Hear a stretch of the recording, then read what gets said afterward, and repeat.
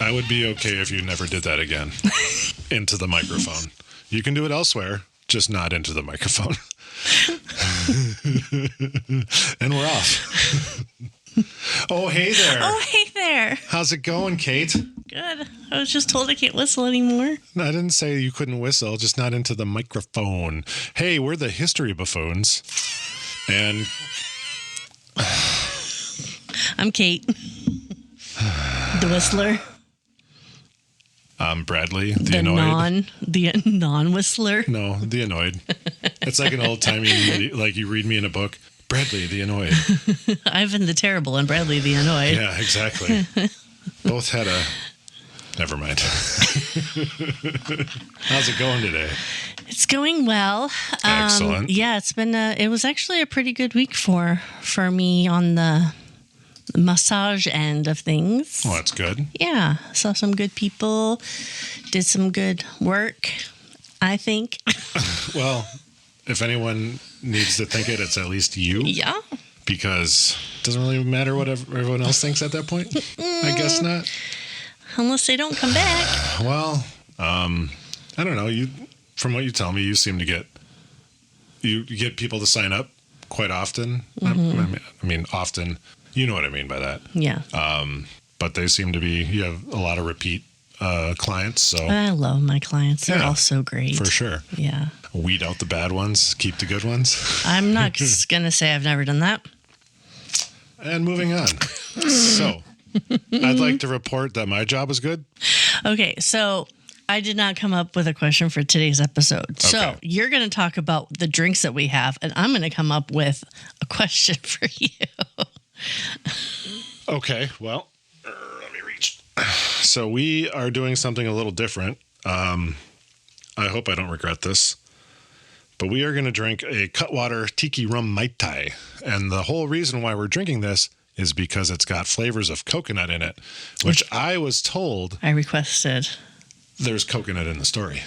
Yes, there is a coconut. I do like coconut. It's not that I'm not a fan. I just don't know if I'm going to enjoy this beverage. Well, it is a seltzer, right? That's what we decided. I don't think this is a seltzer. Tiki Rum Mai Tai. Oh, it's a 12.5. Yeah, it's got Holy shnikes. It's got some balls to it. It's made with a real 2+ shots of real rum. Yep. But it's gluten-free for my celiac friends. Okay, an Island Escape real rum featuring a blend of our award-winning rums with notes of pineapple, coconut, and citrus, garnished with a pineapple wedge and to tap into tiki. I didn't buy pineapple for this. But it was made in San Diego. That's what it said. Oh. I guess. Garnished with a pineapple. It doesn't matter. Let's open the sucker up. So can I tell you a quick story? Can I open it up? I was expecting you to while I told you this. Okay, great. I guess I don't have to. No, tell me. I was working at a grocery store a long time ago. And a lady came up to me and asked me where the gluten-free aisle was. I said I was right next to sloth. Okay. Cheers. So, okay, this is what the bottle or the can looks like. Okay, so Cutwater Tiki Rum Mai Tai with coconut. I can smell it. I can. It's not very coconutty. Mm-hmm. That's tasty. It's not bad. For a canned mixed beverage. I was going into this thinking it was a seltzer. That was part of my problem. It's not a seltzer, people. It's definitely not a seltzer, thank God, because I don't like seltzers. I'm not a seltzer person. No, that wasn't bad. No, not at all. I like tonic. I don't like seltzer, but anyways. So I still don't have a question for you. You were supposed to come up with that while I was talking about it, and then you commandeered my conversation with the camera. You were distracting. What? Yeah. Never. Yeah. First time? Yeah. No? You said yeah first. Sucker. Okay. What? Has your dad ever bailed you out of anything? Like a bad grade or not making a team or failing something? Did he ever bail you out on anything? Not in that aspect. Is there another aspect that he would have bailed you out? Yeah. Jail. I'm just kidding. But it worked, didn't it? Yeah, my last marriage. He bailed you out of your last marriage. Yeah. Basically. Yeah. Yeah, he helped me get through that monetarily. So yeah. My parents bailed me out. My parents helped bail me out over COVID in order for us to. They helped us buy a house. Yeah. Yeah. Yeah. Yeah. Yeah. So we're going to talk about Jackie Boy. Jackie Boy. Jackie Boy. Do tell about Jackie Boy. Jack, he is the rookie skipper. Jack the rookie skipper. Jackie Boy the rookie skipper. Why is it so close to Jack the Ripper? It was unplanned. Unintentional? Unintentional. Okay. Let's talk about Jackie Boy. Jackie Boy was born May 29th, 1917 near Boston. Boston, Massachusetts. I don't know how they speak. Not like it's that. Not like that. My apologies. Yeah. He was one of 9 fucking kids. That is a lot of kids. And yeah, that's probably how they got the 9. They were fucking. 9 kids. Hella no. No thanks. I mean, 2 was. I jokingly tell Vesper that I was good with 1. And I love my daughter. But 9? Holy balls. That's a lot. That is way too many. Yeah. Yeah. So Jackie Boy had some major back problems as a kid. He had scoliosis. That sounds terrible. He had football injuries, etc. And he wanted to join the U.S. in the war. Okay. So in the World War IIs? Mm-hmm. Okay. So he was able to join the U.S. Navy through the help of Captain Alan Kirk, who is the director of the Office of Naval Intelligence. Okay. And he had been the naval attaché in London. What's an attaché? Assistant. Is that really what it is? I don't know. You making this shit up. He was the naval attaché in London when Jackie Boy's father was the ambassador. So they were born in London? Or that's just where they were stationed? His father was an ambassador in London, but he was born and raised in the United States, but his father was just an ambassador. Where was he born in the United States? Boston. Oh, that's right. Yeah. I'm sorry. I mixed that up in my brain. That's okay. It happens. Yeah, you do it a lot. So we're talking a bit of nepotism here. There's some nepotism. Otherwise, so he was a nepo baby? Jackie Boy was a 4F. So he wasn't allowed to be in. So he's like Steve Rogers. Yeah, Steve Rogers from Captain America, the first Avenger. He was denied entry into the U.S. Navy until his father got involved. Oh, dear. Yeah. Seems like... and it's because of his back injuries and his scoliosis. Well, I mean, can you blame him for not accepting him for that? Yeah. So in 1942, Jack wanted to command a fast, flashy PT boat. So he would have been 25 at this point. Yes, okay. He's young. A PT boat is a patrol torpedo boat. Correct. Mm-hmm. But his back was an absolute mess, and the Navy wasn't exactly thrilled that he's going to be commanding, but Daddy pulled some more strings. Well, Is that an idiom, to pull strings? I believe it is, yeah. Hold, please. Sip. This is way better than I thought it would be. Same. And the fact that it's 12 and a half is holy balls. Holy balls. I even have a backup, a fresh coast from Three Sheeps. I have a backup, Sierra Nevada, rad little thing. Yeah. Excited for that. Okay, so Yes. Papa edited, fabricated, lied, bluffed, hoodwinked Jack's medical records. Bamboozled? I love that word. Mm-hmm. Jack passed training in Chicago and Rhode Island, and then he got his first PT boat, commanded the first PT boat, PT-109. Well, it sounds like a course in college. It does. And that was in late 1942. Okay. But it was stuck in the Panama Canal, which really didn't have any action. And that's where Jackie Boy wanted to be. He wanted to be in the action. Oh, okay. I thought you meant he wanted to be where there is none. Okay. Gotcha. Jack called in some more favors. Oh, Jesus Christ. This time from a senator. And voila! He was shipped to the South Pacific where things would get a little bit more exciting and potentially fatal. Did he come across the Sullivan brothers? 6 months ago or before. It was either 6 months before or 6 months after. I looked it up and I don't remember.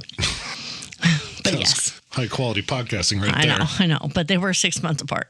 Okay, so Jack finally gets into the action in April 1943, right? Heading to the Solomon Islands to command PT Boat 109. Oh. Okay.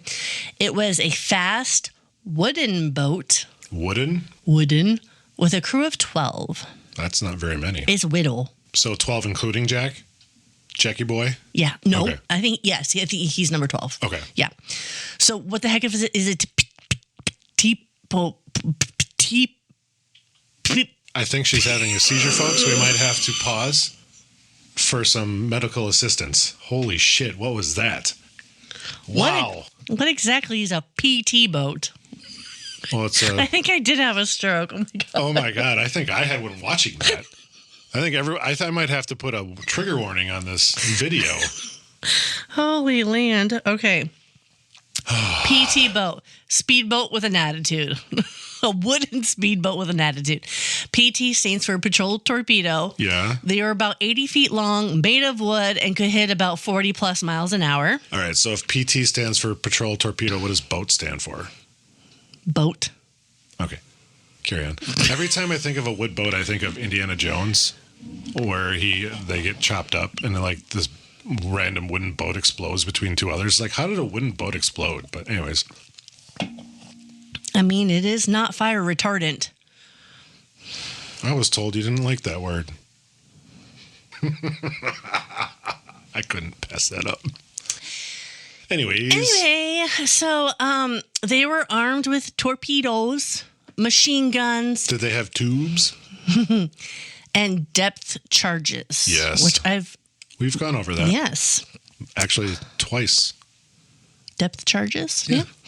So it's meant to harass larger enemy ships like destroyers and cruisers, okay? It's built for speed, sneak attacks, and hit and run missions, not for like comfort or durability. Is that part of the reason why they were wood? Because they were less detectable? Yeah, they actually called it the mosquito fleet. I was going to say that. Were you? Yes. I didn't even know that. That's so cool. Were you? Because you said they were made to annoy, basically. I'm like, it's like a fucking mosquito. Yes, it's called a mosquito fleet. Small, fast, and annoying as hell. That's so funny. Yes. Wow, look at me go. Look at you I go. got something right without even knowing. Huh. Imagine that. Mark calendars. First time for everything. So the Solomon Islands were, if you recall a map, north of Australia. Yes. If you've got a map in your head, north of Australia. I do now. Is Papua New Guinea. The Solomon Islands are just to the east of Papua New Guinea, okay? Right near Mama New Guinea. I'm just kidding. Keep going. Kiddo New Guinea, actually. Uncle New Guinea.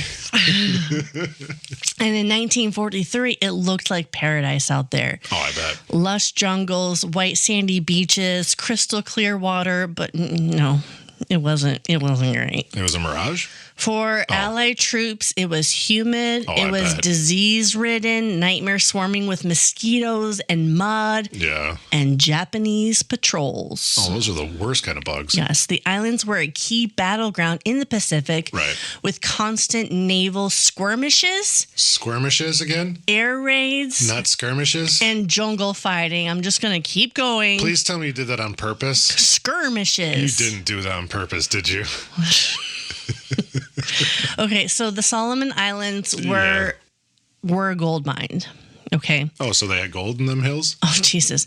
If Japanese controlled them, they could threaten Australia, which was one of our key allies. Right, yep. They could disrupt Allied shipping routes between the U.S. and the South Pacific. Okay. And it could build air raids to launch more attacks deeper into Allied territory. Right. If the Allies won the Solomon Islands, it would let the U.S. push Japan back towards the home islands, secure island hopping towards Japan. Ooh, I like island hopping. Mm-hmm, and protect Australia and New Zealand. Okay. So we fought for the Solomons because whomever held them controlled the Pacific chessboard, right? Yeah. And Jackie Boy, he ended up smack dab in the middle of it. I'm so glad you caught that. In a boat made of plywood. This is the second episode in a row you had smack dab. Smack dabble. By August, Jack and his crew are patrolling the pitch black waters to stop Japanese ships. Okay. The PT-109 missions were usually at night in near total darkness, trying to ambush these Japanese ships and sneaking through narrow straits. Okay. The big problem is with these PT boats, the torpedoes were garbage. Oh, really? How come? I don't know. That seems like a misstep. Okay, so why? Early World War II torpedoes ran too deep, missed entirely, or straight up just failed to detonate. Like it was just a poor design. Dunk. Yeah. Ding. That would suck. I can see, especially depending on what they were launched from, how they could go too deep. Yeah. Which makes sense. Yeah. Obviously, if they don't detonate, that's a huge fucking problem because that's it just kind of floats down in the water. But yeah, so how on a PT, I don't know if you came across this at all, on a PT boat then, how did they have like traditional torpedo tubes that they shot them out of? I mean, how did they do that on a wooden boat? I don't know if they had torpedo tubes. Torpedo tubes. That keeps coming back. I'll have a picture of a PT boat, but I didn't go into like the design of the boat for this story. Yeah. I mean, it would have been helpful, but that's okay. I'm kidding. I'll get her next time. Oh, we're learning, folks. So PT-109 was one of 15 small, fast PT boats sent out to mess with the Tokyo Express. The nickname the U.S. gave the Japanese regular nighttime supply runs to troops rather than farther up the island. So that's what they called it, the torpedo, or excuse me, the Tokyo Express. You got there. So the goal was to ambush the convoy, blow up some ships, maybe delay the Japanese resupply missions. Okay.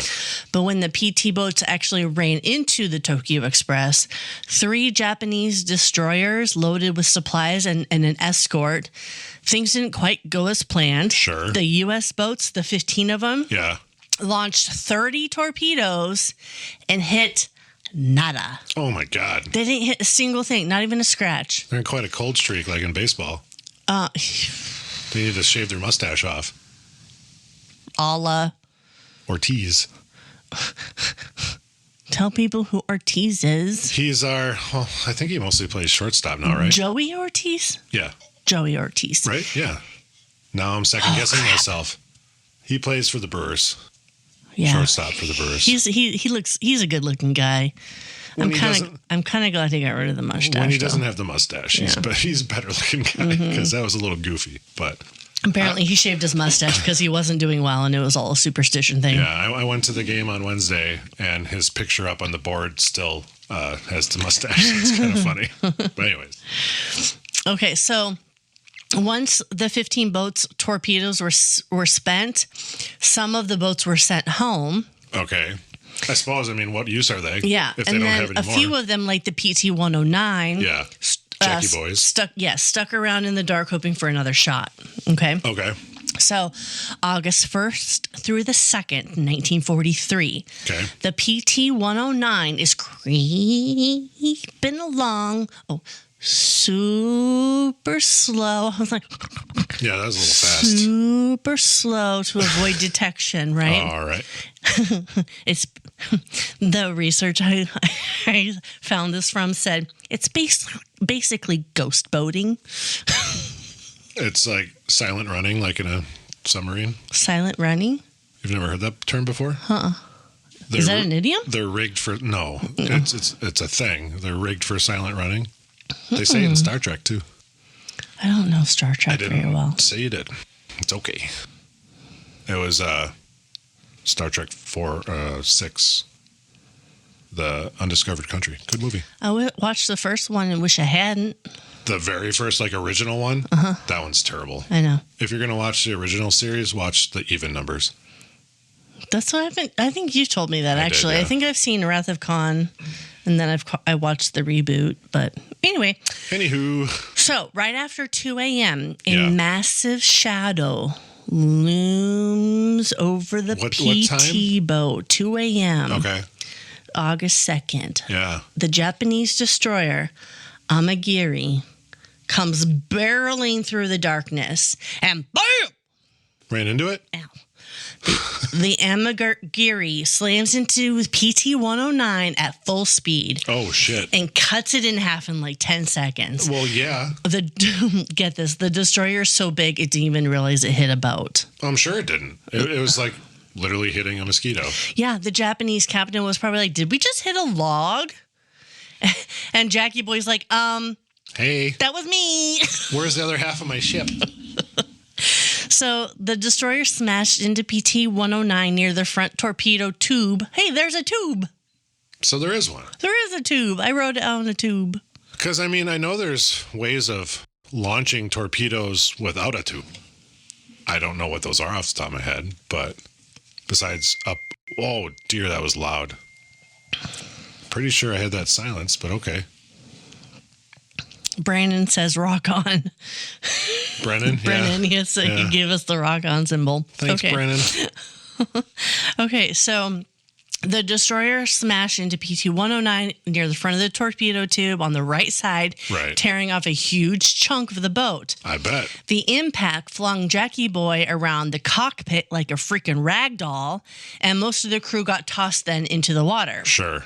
Below deck, engineer Patrick McMahon, who comes in a little bit later, somehow survives the explosion, but he was badly burned by ignition fuel, like 70% of his body. Oh, shit. Yeah. All right. So worried that the boat was about to explode. Explode. That is so great. Jack told the guys still on the wreck to abandon ship. Right. So the destroyer's wake, so the waves that the ship makes afterwards. I had to look that up. You had to look up what a wake was? Yeah, I mean, I've heard it plenty of times, and I thought I knew what it was, but I had to confirm. And I did right before we pressed record. And did you know that? Well, you were correct? Yeah. Okay, good. Yeah. But the destroyer's wake helped spread out the burning fuel. Sure, makes sense. And when the flames started to die down, Jack called the crew back to the floating hunk of boat. Okay. So from there, he and his crewmates tried to figure out where the rest of the men were. And there's 12. Yes. I feel like I could put the claps in there. There it is. So from there, he and his crewmates tried to figure out where the rest of the men were. Some did manage to swim back on their own. Okay. But Jack personally swam out to rescue McMahon, who was 70% of his body was burned. Yeah. And he towed him by his life vest with a strap in his teeth. Oh, God. And swam back on his own. So he's like pulling him by a strap. That's impressive.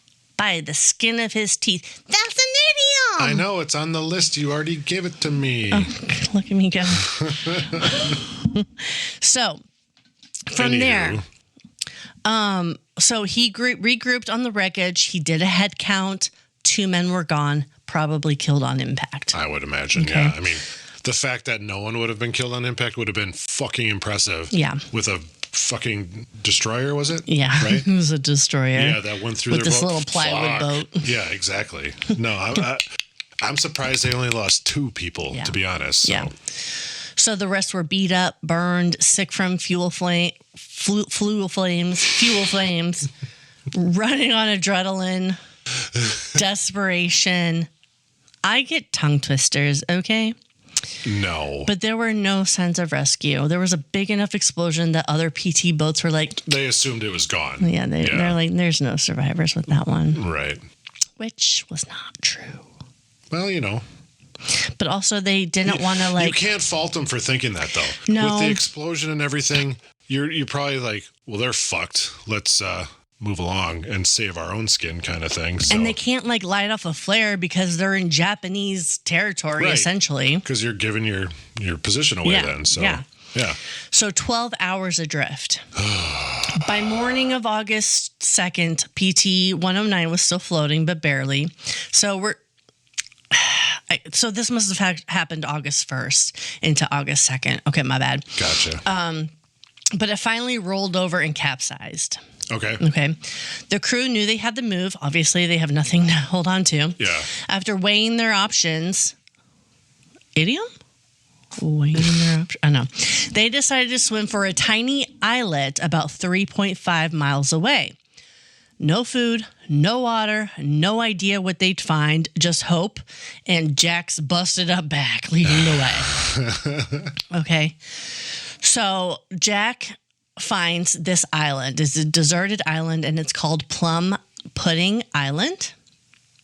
And it is on the map. I looked. It is called Plum Pudding. Plum Pudding Island. Mm-hmm. Who the fuck named an island Plum Pudding Island? But despite Jack's injuries, he again takes McMahon's strap, towed him for 5 hours. Oh my God. As the crew kicks and paddles alongside towards the island. So they're all swimming this 3.5 miles, and he's towing this guy by his teeth. That's impressive. Like, I am not a strong swimmer by any stretch of the imagination. I didn't learn how to swim till I was, I think, 11, actually, by this guy we went to school with. He was my oldest brother's friend.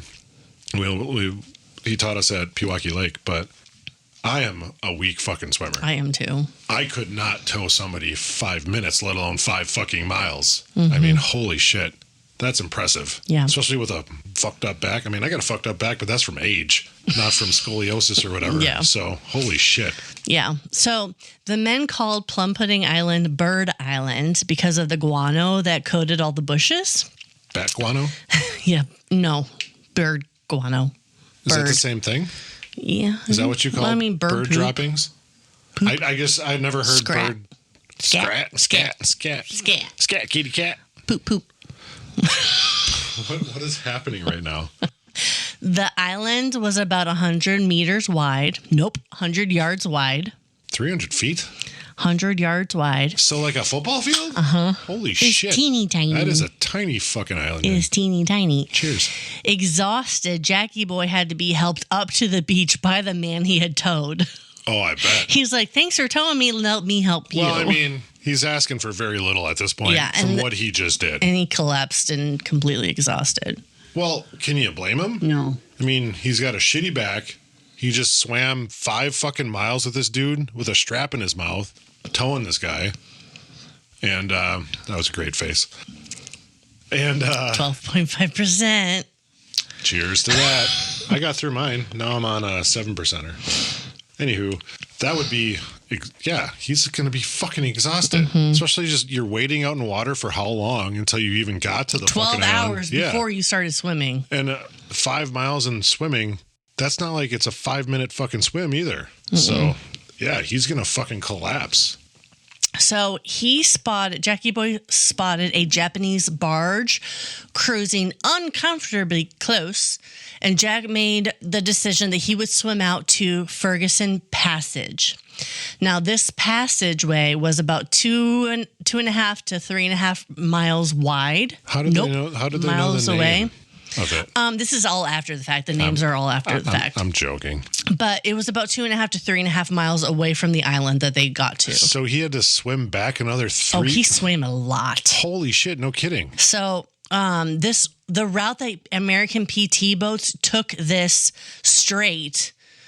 This passageway. Right. And so Jackie Boy was hoping to go out there and wave down an American ship. He's like the fucking Michael Phelps of World War II. Yes. Jesus Christ. Yes.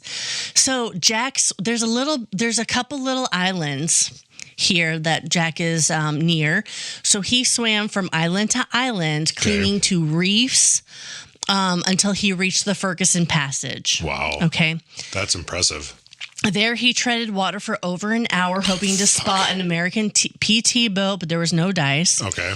And it was likely that they were fighting somewhere else, so he swam back, and that swim nearly killed him. Right. There were strong currents tossing him around like a cork in a blender. Like, I've never heard that. I don't think that's an idiom either.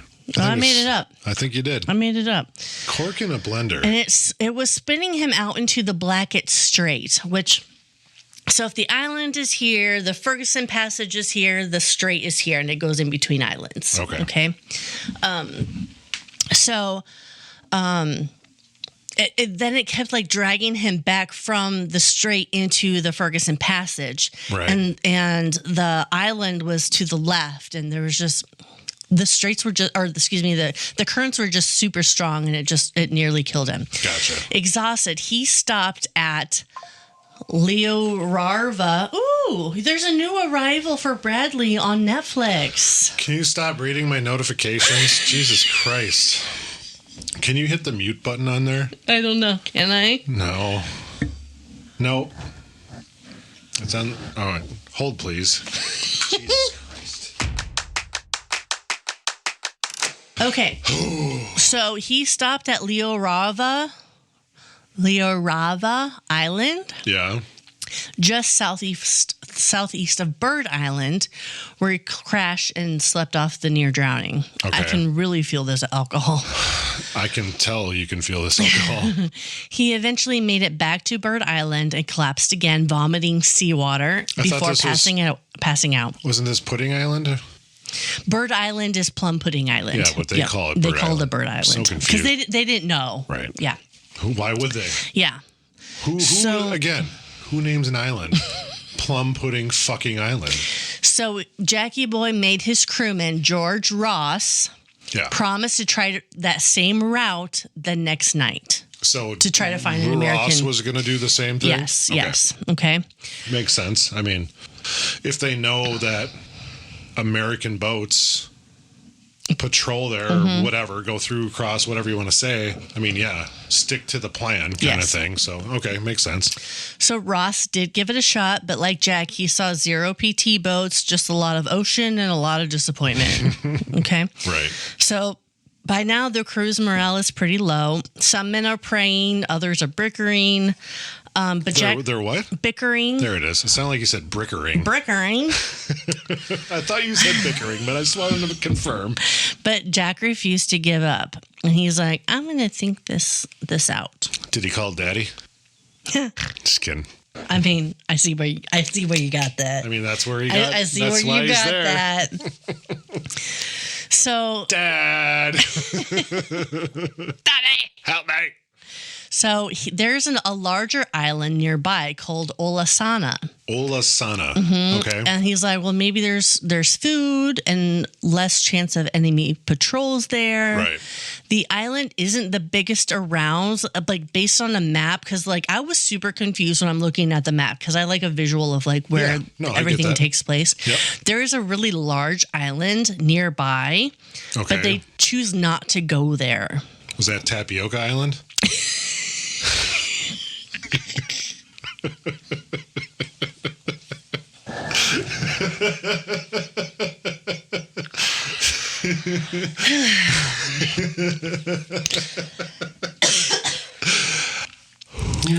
Wow. Hey, it made you laugh. That's why I'm here. Okay, so they chose not to go to the larger island because this Olasana that they saw was closer to the Ferguson Passage, which is where the U.S. boats were. Oh, yeah, that makes sense because at least they don't have to swim as far out kind of thing? Yes, exactly. No, that makes sense. So Jack moves his crew. They swam against a strong current, and once again, Jackie Boy told McMahon by his life vest. Fucking A. Life vest. That's just insane that he keeps doing this. Seriously, it's like, how? I know it. I could not fucking do that. I mean, think of the strain on his teeth. Hopefully he had a good dentist. So, Olasana Island turned out to be a little bit of a letdown. Of course. Hold, please. So much different between the Fresh Coast and the Mai Tai. Holy crap. Mine's but it's delicious. No, it's delicious. That was, again, a lot better than I anticipated. And Same. We got a 4-pack, and I'm pretty sure we're going to we'll drink finish that off. This is, again, I've never had this particular Sierra Nevada, so I'm pretty excited about it. It's pretty fucking good. Good. Yeah, it's West Coast hazy, so a little different than normal, but I like it. Awesome. I like my Fresh Coast, but I've had that before on this channel. Before, but that's also why you're feeling a little different than Modelo's for a change. So I was. That was good. So Olasana. Yeah. There were some coconuts here. Oh my God, the coconuts are in the story. But eating too many of them made them some guys kind of sick. Well, because it's like a lubricant for the system. If you will. In a way. Yeah. Yeah. No fresh water on this island. Oh, that's also a bad thing. Yeah. And even worse, everyone was a little bit too spooked to be... They're too spooked to be square? They're too spooked to potentially be... I believe in you. I'm waiting. Words are hard. They were too spooked by Japanese patrols, right, to explore beyond. Like a small patch of jungle on this island. They're we're not gonna. Well, they don't want to give their position away. They don't, obviously, because they're literally trapped on this fucking island. They don't know what's around them. They can't contact anybody from our side. There could be Japanese axes on the island as patrol. They have no idea. So no, I get it. They don't want to give their position away, so they're kind of keeping to a small, tight-knit area. At least it's not like the Thunder Punch. It's blowing up everywhere. They just filled it so full. They're like, we're going to give you your money's worth. We had some extra ones. I did take care of them. All of them? There's 2. I had to catch up. You've had a lot more Thunder Punch in your life than I've had. By not much, to be honest. Definitely more than 2 cans. By the time I was able to drink at 21, I was moving out of Nebraska at 22. Yeah, I know. So let that math sink in. She drank before she was 21. No, I said 20. I was actually 20 probably when I was a pretty good kid. Was that before 21? Okay. Was my statement correct? On the night of August 4th, it brought cold rain and Jack decided they'd try to move again the next day. Were they trying to go to a different island or on the same island? Another island closer to the Ferguson Strait. God, how many fucking islands are there around this? There's a lot. Is there There's really? actually quite a few. Oh, wow. Okay. Yeah, I would say 15 plus. Holy shit, really? Yeah, there's a lot of islands. Quite a cluster. The ones that they are on, there's 3 different ones that they have. And Jackie Boy probably has a 4th one, maybe a 5th one. And why did he go with Jackie Boy? Oh, I'll tell you later. Okay, good. Because I'm really fucking curious as to why that is his name. Nickname. Are you sure it's his nickname or his actual name? I mean, I have 3 last names, so whatever. Maybe it's spelled Boye. It's not. I know. So Jack decided they'd move again. This time to the final island in the chain. Okay, so we've got plum pudding, then we've got Olasana, and then we've got aka Bird. Yes, and then we got Nauru Island. Nauru, Naru, and that is the island that overlooks the Ferguson Passage, where all the potential American PT boats come through. Nauru is the closest they can get to the Ferguson Passage. Yes. Okay, gotcha. So he and George Ross, his other crewmate, made landfall a little after noon on August 5th. To me, it just really seems weird that they're swimming and they made landfall. I feel like you have to be in a boat or a ship to do that, but I get you. Okay, so they're creeping. So I creep. They're creeping into the bush, and then they keep their heads low. They're worried about running into enemy patrols. You know, Groundhog style. They're looking. I kind of thought it was like a periscope. I mean, it's a little more fitting for what we're talking about, but either way. But instead of trouble, they found a wrecked Japanese boat on a reef. What, did they get to duel with people? Well, better yet. Oh shit! There was a small box labeled in Japanese sitting on the beach. Did they know how to read Japanese? They cracked it open. Oh shit! Without reading it. Why wouldn't there could have been a plague in there? Japanese candy. Oh fucking A! Sir, what kind of candy? I don't know, Bradley. Jesus Christ! Superstar. Japanese candy. Oh my. That is a welcome sight. I don't care how hungry you are. Oh, it doesn't matter. Doesn't fucking matter. It could be molasses cookies frosted. It could be candy. Molasses cookies with God. frosting from Festival is chef's kiss. Did you say festival? Festival. There it is. Chef's kiss. I might have to edit some of that. Nah. Not a paid endorsement.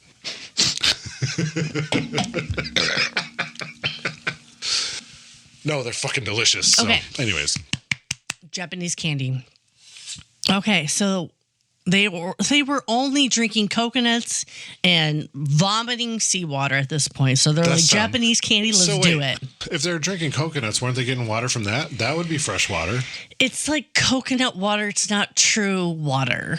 I understand, but that's better than seawater. It's not enough. It's also not enough. Still better than seawater. Well, yeah, they're not drinking seawater. They're vomiting seawater because they accidentally swallow it when they're swimming. Why are you having so many strokes today? Do we need to call the physician? Like I said, 12.5%, and it's empty. Why are you bringing up the past? It's already done. No, it doesn't sound empty. Jesus. That's a short. Did you spill too? Good Lord. Oh my gosh. Do you know what what are you doing? I'm cleaning myself. Oh my God. There's a time and a place, Kate. Okay. Do you know what the pirate's favorite letter is? The C. You told me this one before. Yes. It's not R, it's the C. R. You might think so, but it's really the C. Anyways. Yeah. Okay. I gotta stop telling you jokes so you don't ruin it. Okay. On Nauru. Nauru. Okay, I got it. Yeah. Space. Yeah. On Nauru. Spaces are important. Japanese candy. Yes. Candy. Just up the beach, they discovered a tin of drinking water and a one-manned canoe tucked into the bushes. How do they know it was one man? You couldn't fit two people in there? Are you sure? I mean, if they're freaking tiny, maybe. They're Japanese. What kind of question is that? A valid one? Are you sure? I'm pretty positive.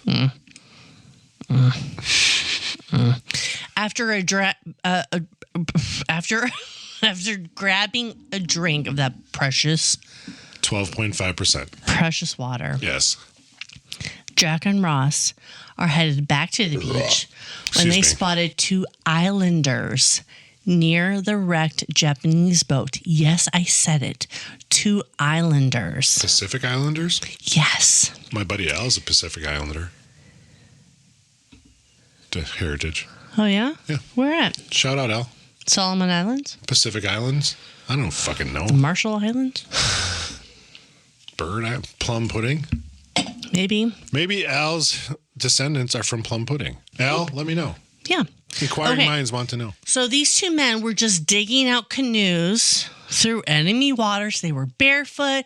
They were dodging patrol boats. Right. Doing casual war hero stuff. And Jack called out, and he's like, the. Can you say that one more time? Holy shit. Jack called out, and the Islanders were like, is he friend or is he foe? We don't know. So, well, how would they? Let's be real. We're going to bail. Right. Everyone looks sketchy. We're just going to bolt, right? Full paddle. So that night. Full paddle? Full paddle. Is it like full throttle? Okay. That night, Jack took the canoe, the one-man canoe, and made yet another solo attempt through the Ferguson Passage, looking for an American PT boat. Still no luck. Of course.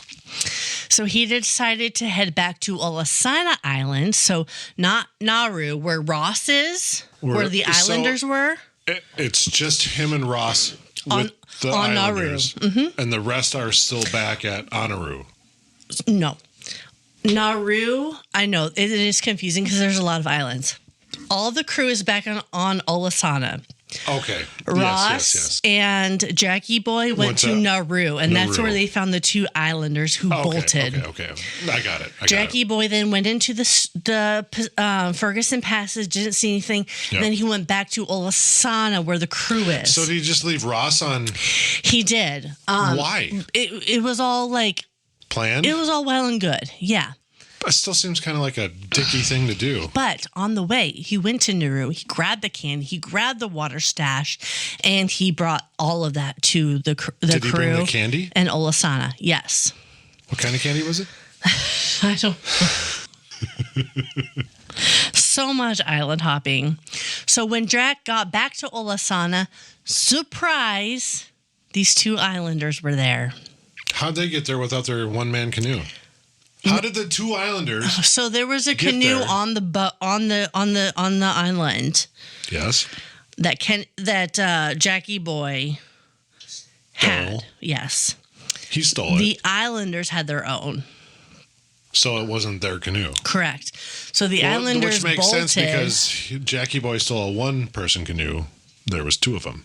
Yes. Couldn't be theirs. So they had their own. Sheer numbers. So the 2 islanders went to Olasana because they were looking for coconuts. They wanted food. And Jackie Boy was like, I'm going to pick up all this candy and this fresh fruit, and I'm going to move from Nauru to Olasana. And that's where they all met again. Turns out, the 2 islanders were cool. Biuku Gasa. Biuku Gasa. Age 20. Oh, pretty young. And Aroni Kumana. There we go. Don't these sound like very Hawaiian-ish names? They kind of do, yeah. I mean, I'm not like trying to be like weird about it. Yeah, they kind of do. They remind me of Biuku Gaza and Aroni Kumana, who is age 18. Mahalo. So 20 and 18. They were Native Scouts working for the Allies. No shit. Yes. Really? So Kumana himself recalled years later the moment that he met the survivors, the crew. Yeah. He said, quote, some of them cried, some of them came and shook our hands. When Jack saw us, he ran and embraced us. So how do they learn that they were allies, though? Did they speak English? Maybe a little bit. Okay. But not a whole lot. Enough to communicate something. Yeah, something. They were obviously able to communicate. Yes, okay. yes. But it wasn't a lot of English, I can tell you that. Okay, so... Believe you me. So the 2 fled Nauru quickly from Jack and Ross and stopped at Olasana because they were worn out and thirsty, and they stopped for coconuts, and that's when they ran into the rest of the crew. Gotcha. So... They're like, hey, these people aren't Japanese. They're very tired, very sunburned, and very American. Very white. Yeah, very white. Very white, but sunburned. Yeah. So the next morning on August 6th, Jack returned to Nauru with Gaza and Kumana and bumped into Ross, who happened to be swimming back to Olasana. Holy fuck. I know. He was like, all right, I'm sick of staying here. I don't want to wait no more. I'm going to go back. Holy shit. So they picked him up and they're like, hold on, dude. Dude, we got you. Because holy fuck, so much swimming. Yes, there's a lot of swimming. Oh my God. So Jack didn't know how to get a message out. Sure. But Gaza had an idea. Okay, he's the 20-year-old. Scratch it into a green coconut. Oh. Why a green one? I don't know. Because that's what's available. There was no brown ones available? Why the questions? Hey. I'm here to ask. Well, what do they say on news? We ask the tough questions. Fucking local news commercials are the worst. Fucking dumb. Okay. Anyways. So, Jack decided, yes, green coconut. Green coconut. First tropical text message ever. Tropical text message. And do you have exactly what it said? Yes. Okay. Thank God. It says Nauru ISL. So, Nauru Island. Okay, here. Commander. Native knows. Native knows? Yeah, let me just say it from start to finish here. Okay. Nauru ISL, Commander, Native knows. Post it, he can pilot. 11 alive, needs small boat, Jack. That's what it said. Why didn't it say Jackie Boy? So, Nauru Island, where we are. We're on the island of Nauru. Got that. Commander, this is for a commanding officer, someone in charge. This is for you. Sure. Native knows, post it. The islanders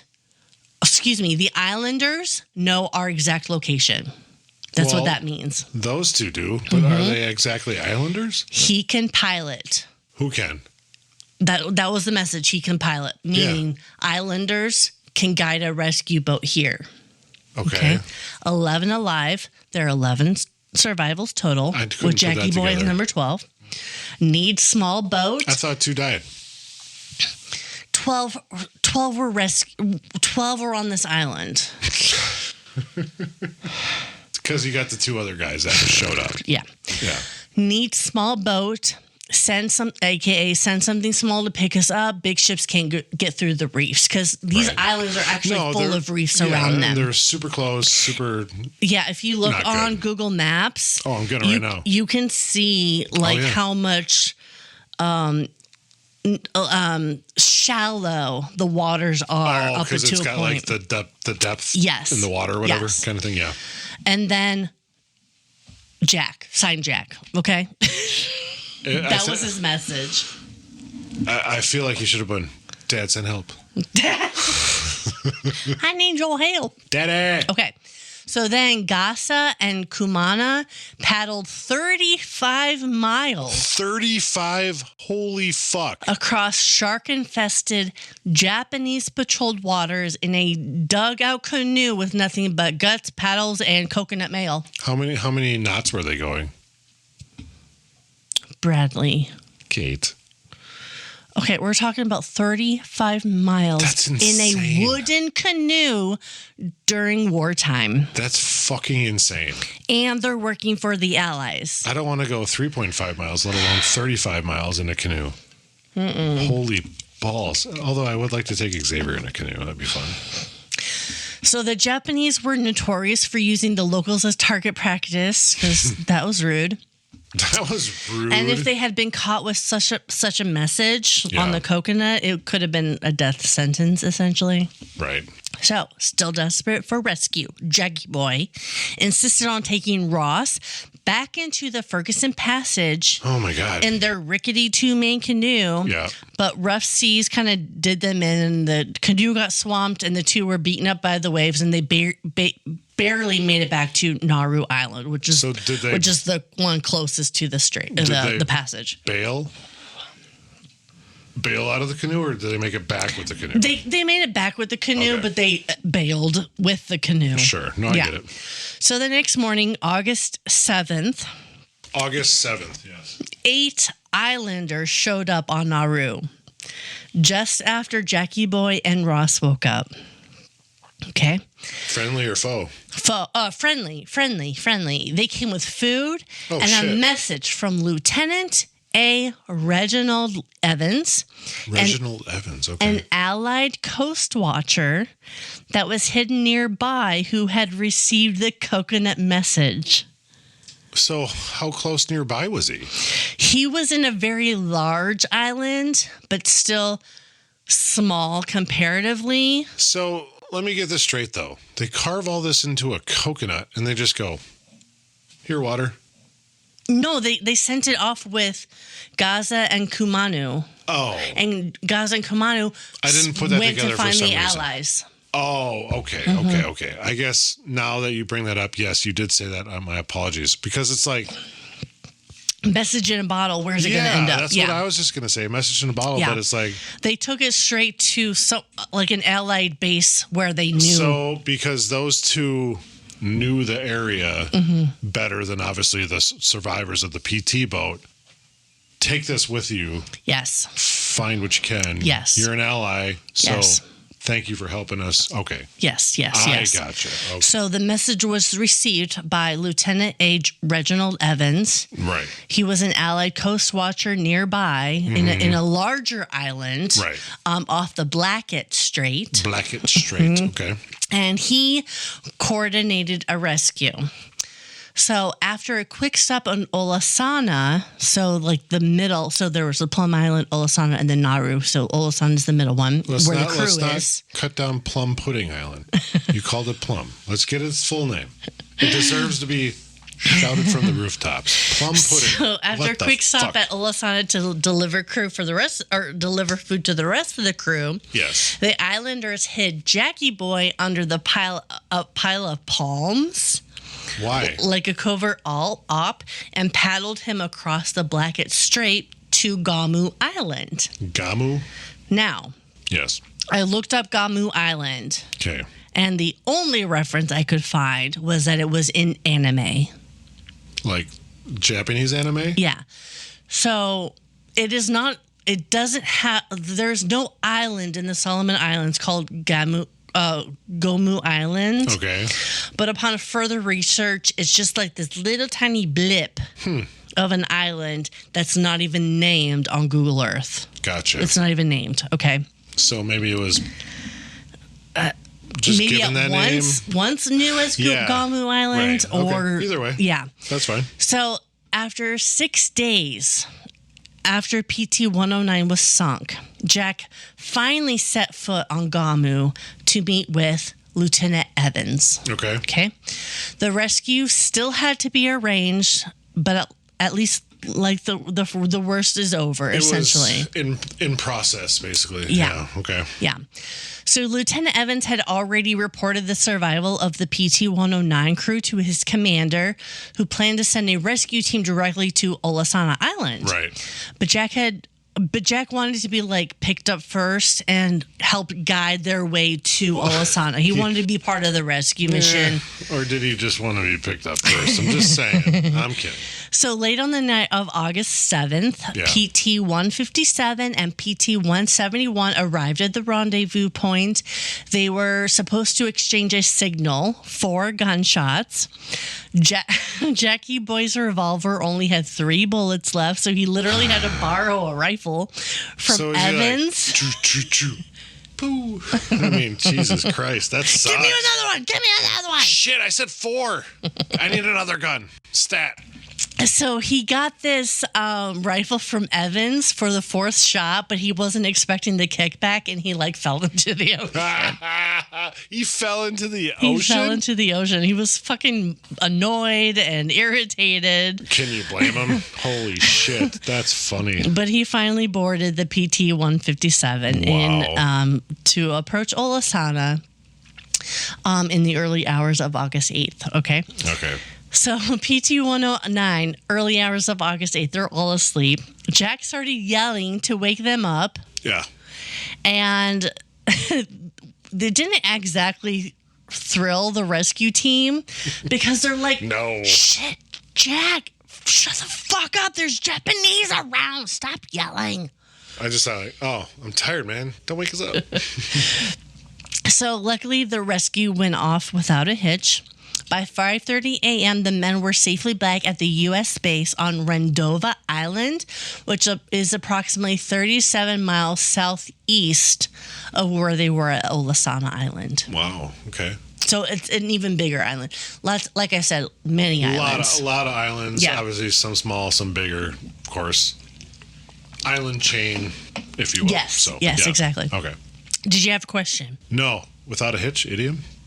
Yes. All right, let's do it. Good job. Not right now, but yeah, let's do it. So what happened to Jackie Boy after the rescue? I'm curious to find out because you promised I would know why his name is Jackie Boy. He didn't go home. He didn't cash in.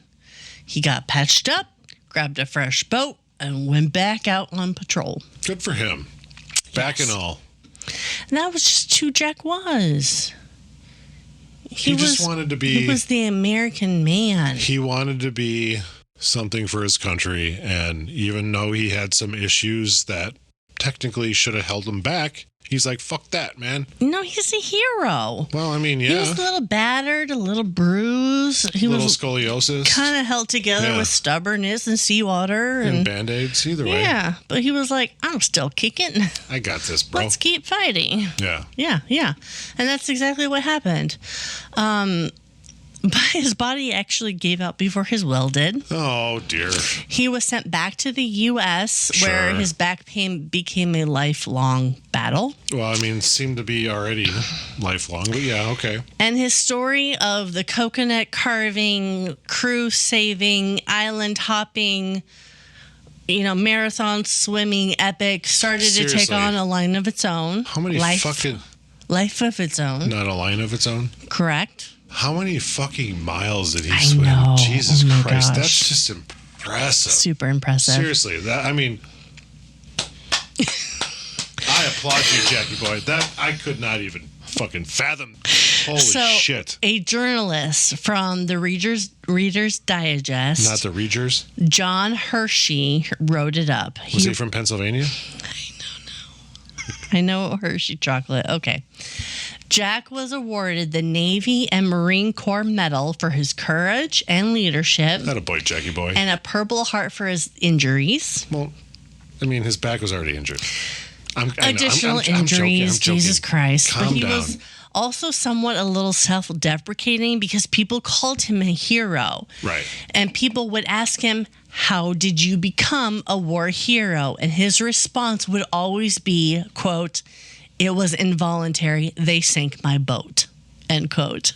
I mean, he's not brilliant. He's not wrong. It was involuntary. They sank my boat. He didn't. I mean, I'm not saying he didn't want to become a hero. He was doing what he was supposed to do. Yes. And that's what he's saying there, which is pretty fantastic because there's a lot of people that be like, yes, I did this. Look at me and my heroism. Right. But he just was doing what he was supposed to do, and he adapted to what happened to him and so on. And Jackie Boy never bragged about it, but his crew bragged about him. Which is awesome. Yes. And that shows you a sign of actually a good leader. Right. Leadership when no one is fucking watching. Yeah. That's who Jackie Boy was. He did what he was supposed to do, even though, again, he was not supposed to fucking be there. And yes, he got help from Daddy. He proved that he should have been there. Yes. By his actions. So, who was Jackie Boy? He was the captain of PT-109. Score. John F. Kennedy. Yeah. You knew that? I knew. You fucker. You fucker. Are you fucking kidding me? Nope. Oh, that's so fucking rude. I thought I had you the whole time. No, so it took me a minute.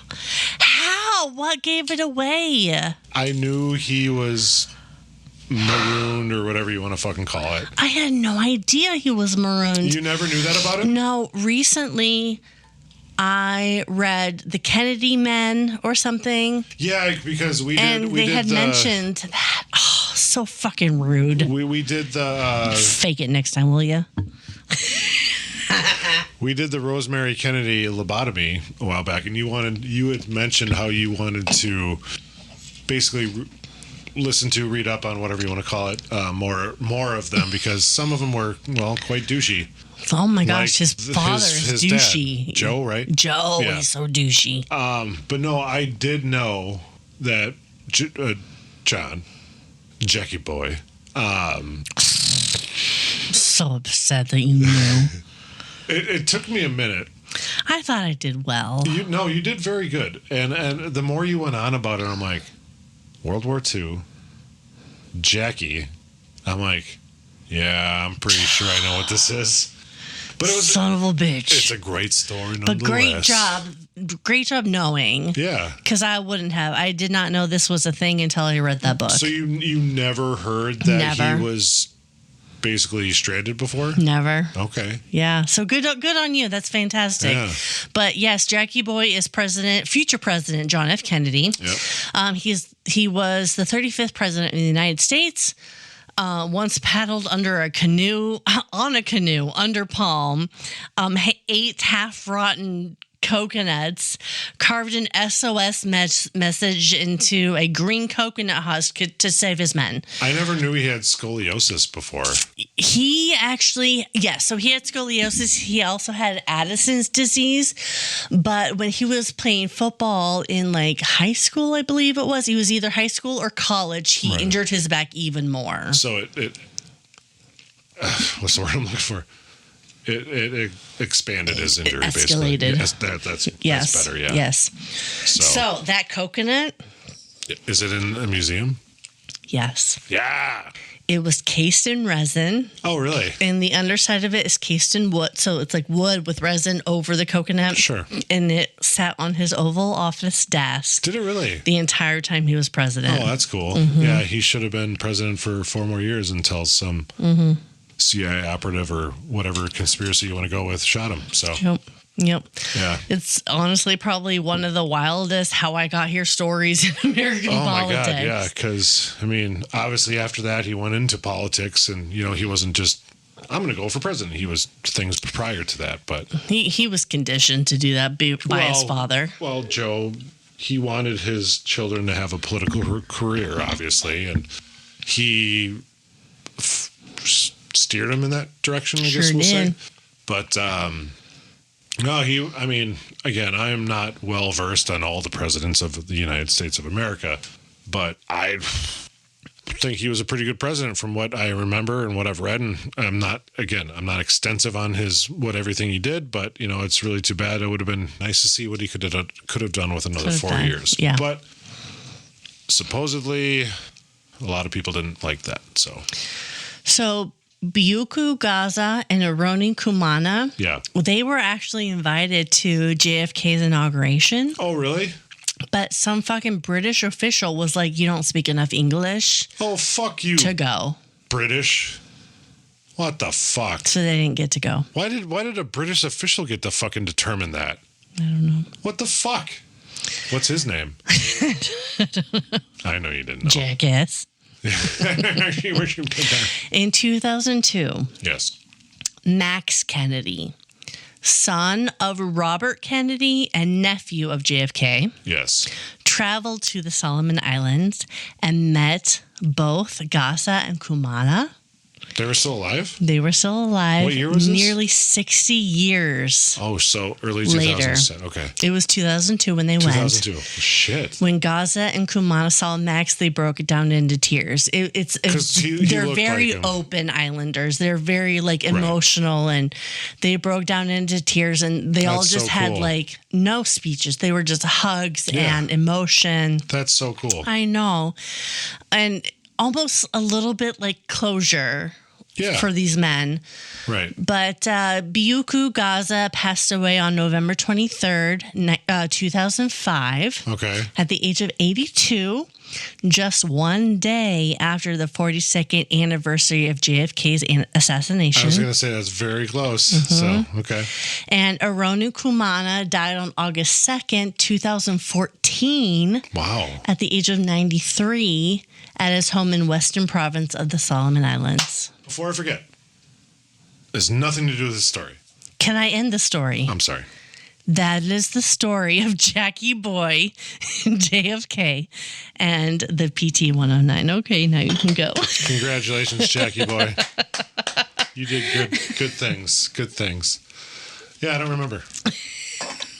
So, being this a World War II story. Yes. I can't resist sometimes. No, and that's fine. I like them. I just don't want every story to be World War II. That's all I'm saying. I know. I had mentioned earlier that I went to the Brewers game on Wednesday. Yes. They like to bring up a military person and honor them. Yeah. World War II guy. Yeah. He just celebrated his 100th birthday not that long before this. Amazing. And so he would have been, if I remember right, because, 100 years ago, 25, he was 18. I don't remember I don't remember his rank anymore. But yeah, so they honored a World War II guy at the Brewers game on Wednesday. So that's awesome. Yeah. So we actually read a book. I listened to a book. You listened to the book. Yeah, it was super fucking good. Yeah, and it's a World War II novel. They characterized it as a narrative nonfiction novel. Yeah. So it's real, but it's read as a story kind of fashion. And it is so good. So I do want to give a shout out to this. It's called Tailspin. Yep. And it is by John Armbruster. Yep. And on Goodreads, it's a 4.7 out of 5. And on Amazon, it's a 4.8 out of 5. And the cool thing is... Great book. It was a great book. It was a good listen. Honestly, you had told me about it. You had already started. Like, hey, I started this book. You might like it too. So I started it, and I'm like, with what I do for work, I am able to listen to podcasts and books and stuff all the time. So she told me about it. I started it on a Monday, and she's like, how you liking the book? I'm like, oh, really good. Where are you at? Chapter 14. I'm like, holy shit, I'm only on 7. So I blew past her on it.